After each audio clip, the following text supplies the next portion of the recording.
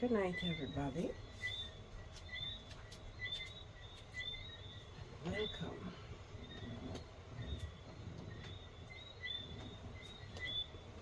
How about a bit of pillow talk? I hope you can hear me quite well. Excuse me. I hope you can hear me quite well. Never mind my pets outside, all the frogs and crickets and all of that. But let's talk about being approached to go in for Miss SVG and why I turned it down. Let me give you some back history. Let me get comfortable.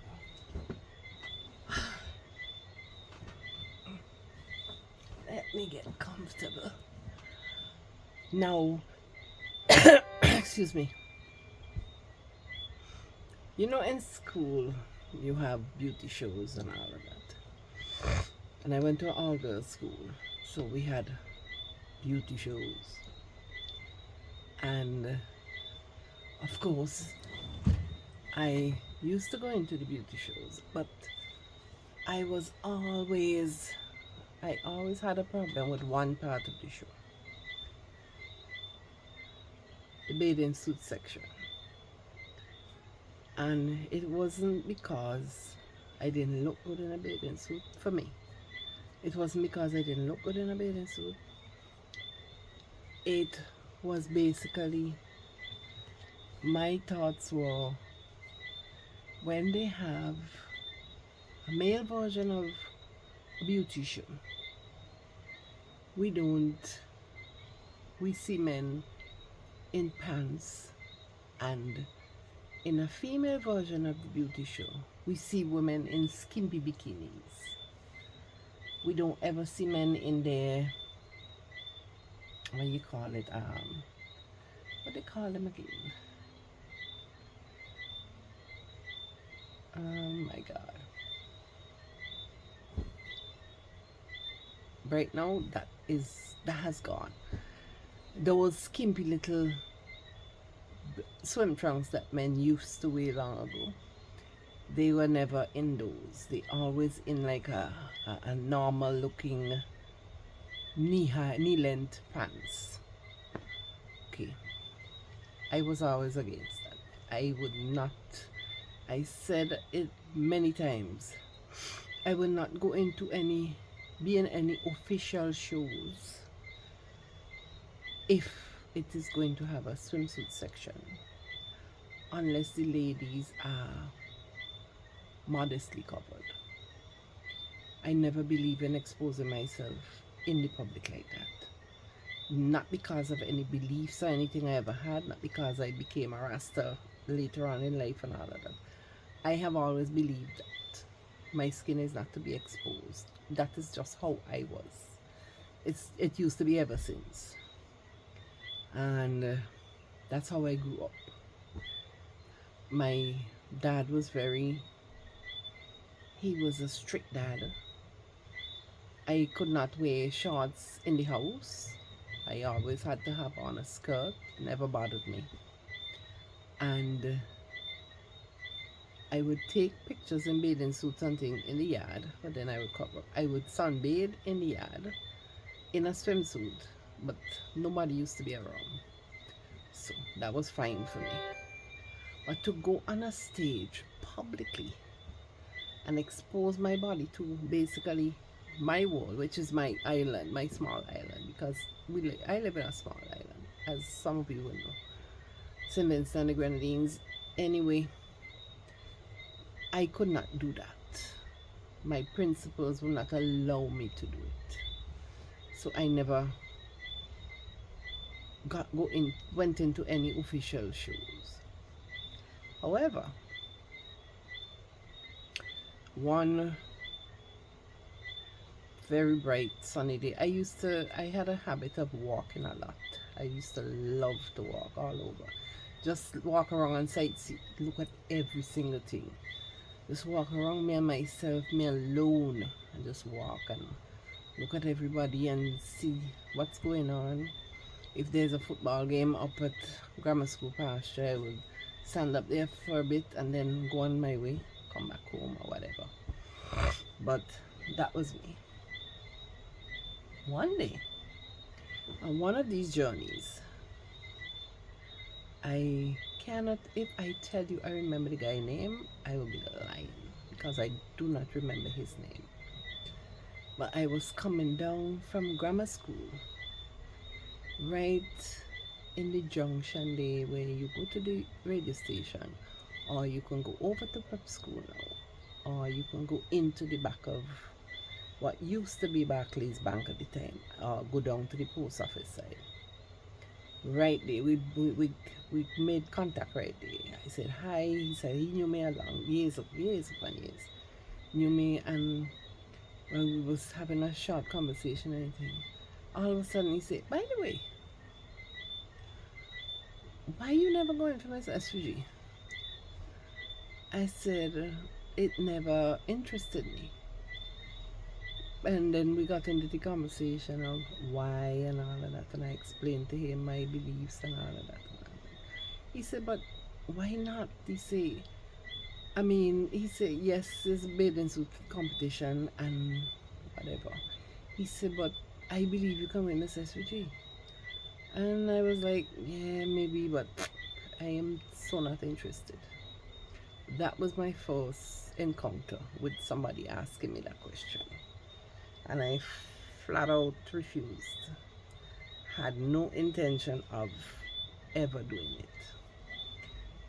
Yes, I've never shied away from public performance or anything because I used to sing. There are songs that I sung in different shows at the radio station.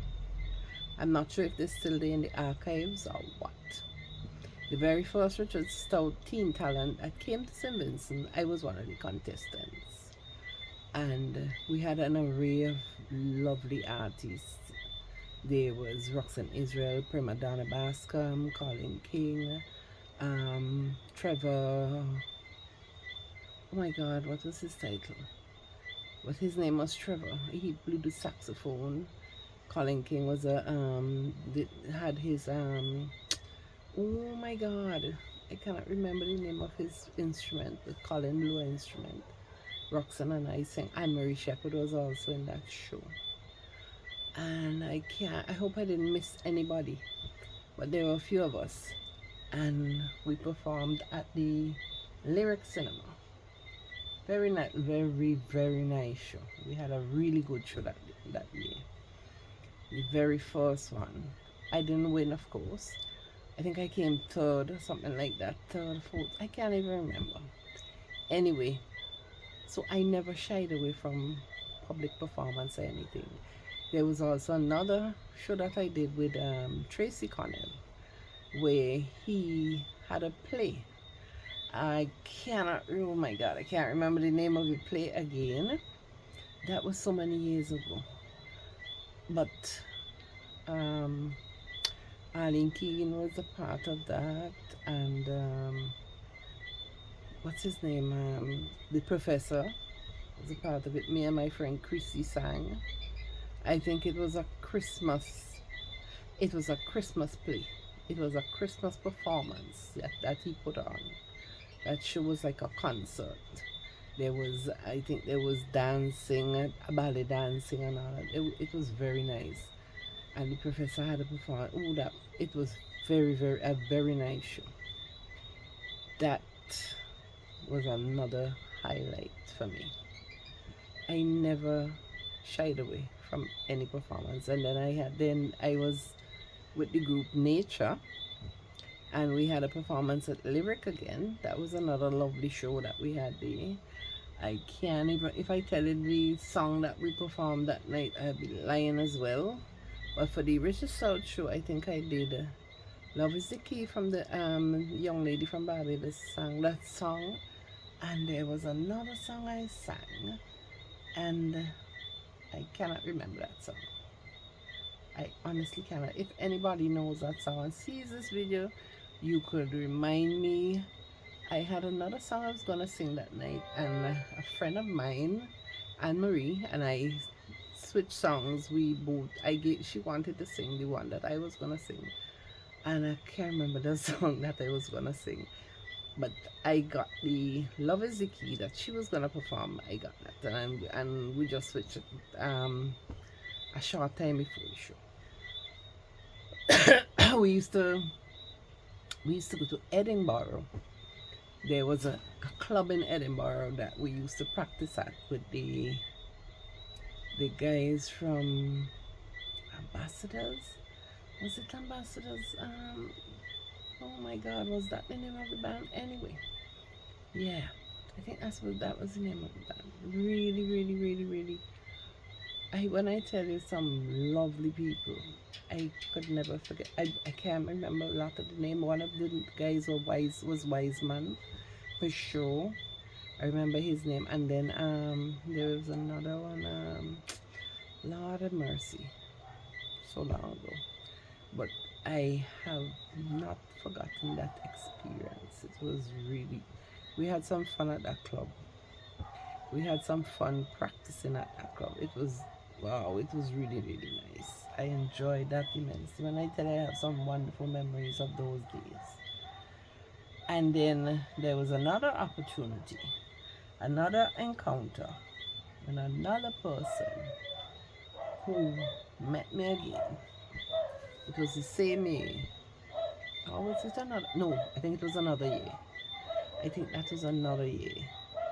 Came up to me and was like, why you not going in for, why you never going for Miss SVG? You have any, you want to go in for Miss SVG? I can get you into Miss SVG.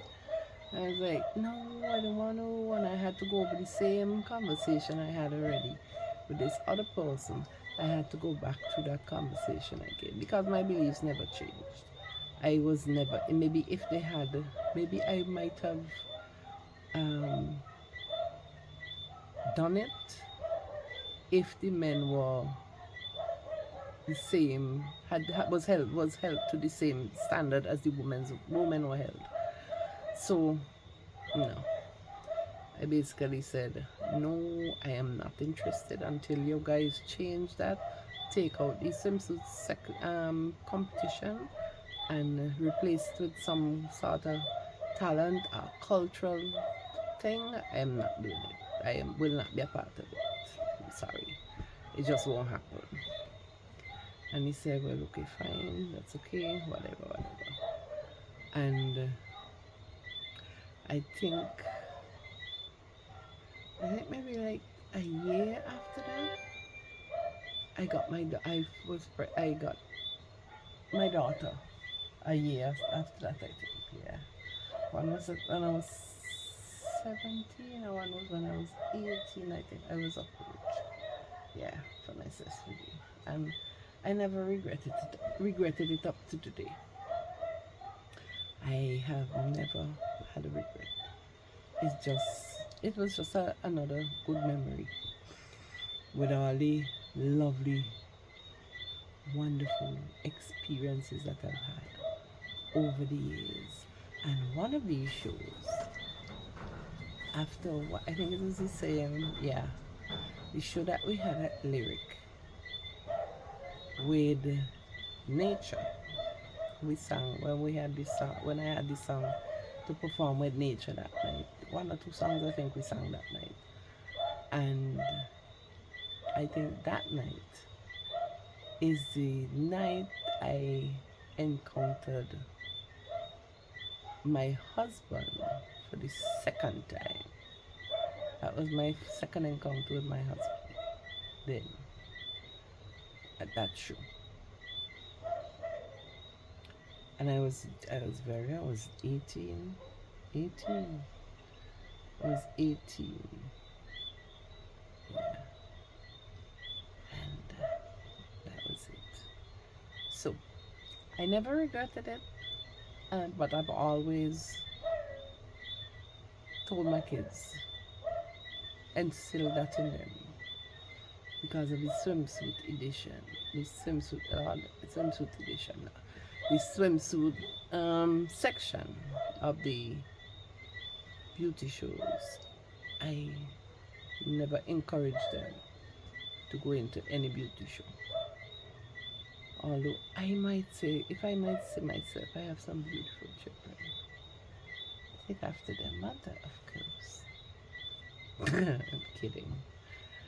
And they were never, like my children are never interested in that, for real. I don't think any one of them wanted to do that. But that's how it is. It is what it is. Sometimes these things happen for as an experience, for us to realize that sometimes it's best to stick to your guns and not give in to the pressure of the world out there. You don't have to be like everybody else. Believe me, you do not have to be like everybody else. Let me tell you about me. I am like this.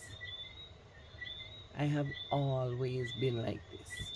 I remember when I was young, I had just locked up my hair. I remember it like it was yesterday. I had just locked up my hair. This is going into another pillow talk topic. But I had just locked up my hair. And I was walking through town one day and I was like, walking and walking. And I saw a couple of my school friends. I passed a couple of my school friends. And I noticed, well, I'm passing them. I see you. It was like, if I had somebody next to me, I would have been like, you see me? I see you. I see, you see me? Because these people who went to school with me looked at me. I looked at them. I began to smile at them because they were my schoolmates. You understand? And they literally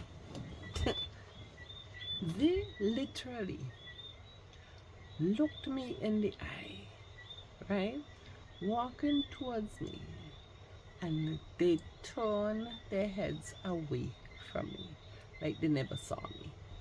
They didn't know me.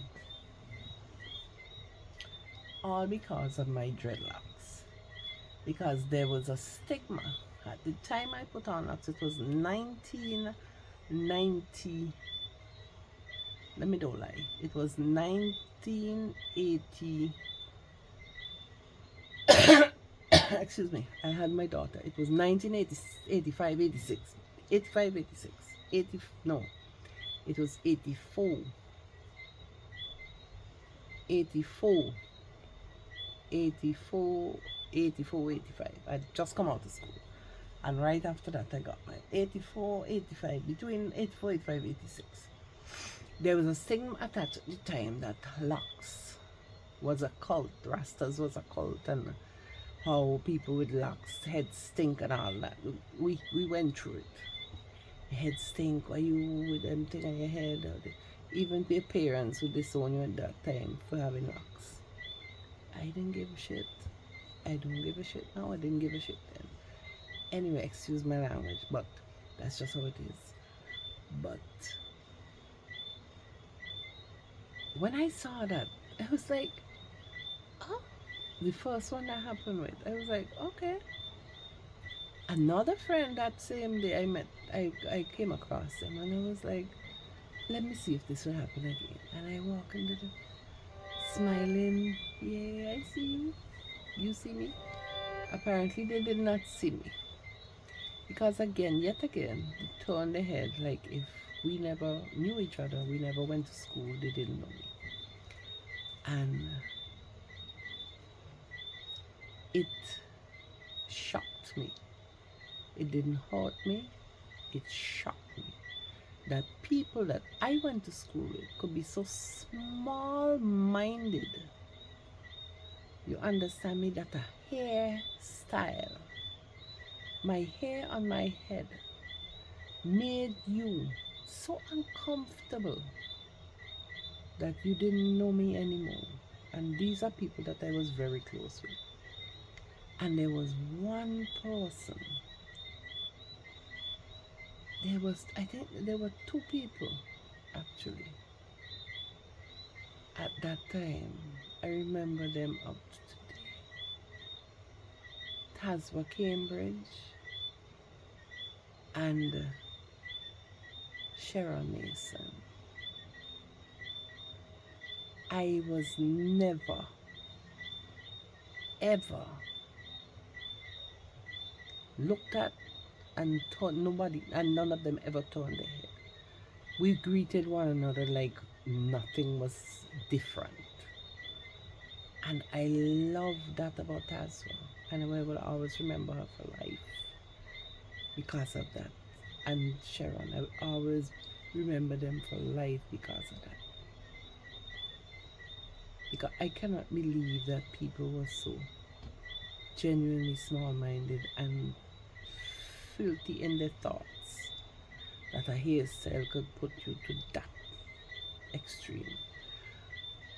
And all of this to say, I have never in my life cared about people. You see, if you study people in this world, you will get nowhere because you will live for people out there and not for yourself. You cannot live for people out there. You have to live for you and what you believe and how you feel about yourself. If you don't feel a certain way about yourself, the world will cripple and trample and chew you up and spit you out.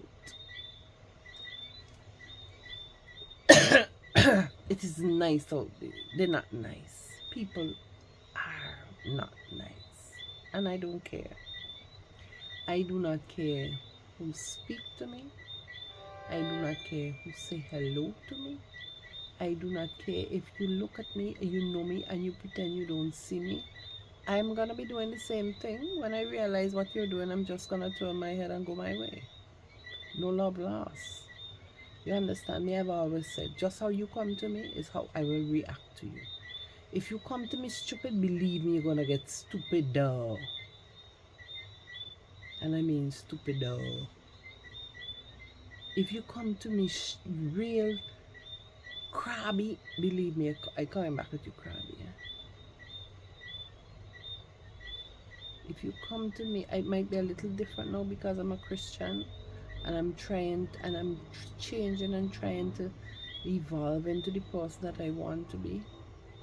But in the heat, in the instant, you might get crabby and then I might switch to the Christian. The switch might just come on, right? But sometimes we have to remember that people out there, they didn't make us, number one. They don't feed us, number two. They don't clothe us. They don't do anything for us. Their opinion does not matter. What they say about us does not matter. Who they talk to about us doesn't matter either. And the 2 cents that they have in their mind that are called thoughts and ideas has nothing to do with you. That's all them. And the bitterness that some of them carry in them, it's best to leave it where it is. Leave them alone. Leave them alone. Because sometimes these people, when you put yourself out to embrace them and try to fit into them, they poison you. They change who you are, and you change who you are to fit in with them. And that is the worst thing you can do. Change who you are and your ideas of yourself and your ideas about life to fit into a certain clique, a certain group of people. Leave it alone. You don't need it. Believe me. This world isn't too bad where you can walk the walk alone. Your family, your immediate family is all you need. And if they are not cutting it either, you got Jesus. You got God. You got the Holy Spirit. You understand me? You got all the support you need. You got the scripture to help you along the way, to show you how to live. You understand me? To guide you on this journey. And that's another thing. I have always said, since becoming a Christian, I have learned that people who are Christians and who were Christians before I even thought about becoming a Christian and before God even pulled me to Him, I don't know what your beliefs are. Excuse me, but as a Christian, if you are not sharing and introducing somebody to Jesus and telling them what He has done for you, you are doing nothing for the kingdom. You are not doing what you're supposed to do. You understand me? Look where I reach. I went from a beauty show to people scorning me to finding redemption. You understand me? Only God alone can carry you through in this world. The world is so messed up these days and people are so grungy. Their hearts have waxed cold. They are evil to the core. When you meet an evil person these days,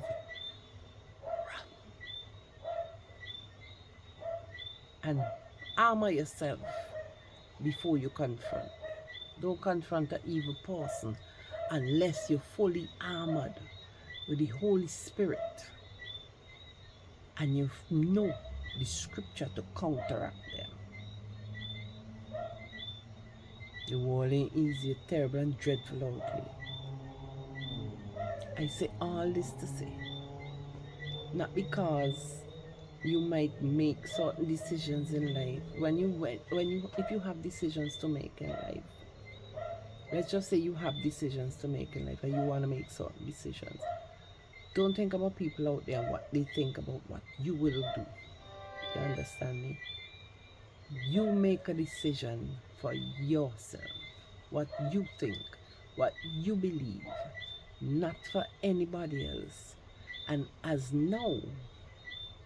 a Christian now, I have to make decisions that will make sure God approves. You understand me? It is going to be pleasing to God. It will benefit me and put something forward into the kingdom and win a soul for the kingdom. I'm not taking this life lightly. So when you make a decision and when people do you certain things, remember, you are you. You cannot be other people out there. You have to be you, the authentic you, the you that nobody else could change, no matter what. If you can't be that person, it doesn't make sense. Then you are living other people's lives. Living other people's lives is a waste of time. Whether mother, father, sister, brother, anybody try to tell you to be different to who you are, who you want to be, and who you feel you need to be in God, with the approval of God. Remember, do it for you. Do it for yourself. You understand me? Because in the long run, nobody else has to live with the results of your decisions. The steps that you make in life, nobody. Nobody is going to experience it like you. Nobody is going to live with those memories and those things that you did but you. There will be things that you do in life that nobody will ever know. You understand me? And you have to live with them. You have to, and it's always good to have good memories, good things to go back on and reminisce and say, yes, I made a good choice there. Regrets in life makes no sense. If you live in regrets, you are living in the past. You're not living right for now. You live in a life that has gone already. You can't regret something that has already gone because you can't go back and change it. You made a decision, then a conscious decision you made. You understand me? When you make a decision, it's something consciously you agree to do. I decided to do that. Yes, it was a mistake. It was a mistake. Accept it and move on. It does not make sense dwelling on it. So I leave you with this. Don't let anybody out there change you from who you are. Be true you that you are. Love you. Love yourself. Love yourself like you never loved anybody before. Accept yourself for how you are and for who you are. You are beautiful and wonderfully made by the Creator. He didn't make a mistake when He made you. He does not make mistakes. You are loved beyond comparison. You have a wonderful night, day, evening, morning. Whenever you're looking at this video, please remember to like, subscribe, and share. And I'll see you guys on another Pillow Talk. Bye bye.